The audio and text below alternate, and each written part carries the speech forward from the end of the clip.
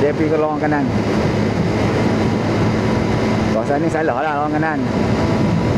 Tapi nak salah dia sangat pun tak boleh juga. Sebab ada kereta yang slow duduk lorong tengah. Dia pun bukannya pelan. Dia PJ dah belakang. Asal kena dah. Lori ni. Kawasan ni kawasan larangan. Kawasan larangan untuk kenderaan berat lah pada lorong kanan. Asal dia kena, kita tengok. Mari kita lihat siapa yang kena. Tapi nak salah dia parti pun tak boleh juga. Sebab tadi kereta tu slow. Tapi gaya ni memang nak kena ni. Kereta depan tu pula slow. Bila nak betul lori tu. Tengok. Oh, tak apa. Kereta selamat. Lori tu selamat. Mungkin JPJ pun ada budi bicara dah.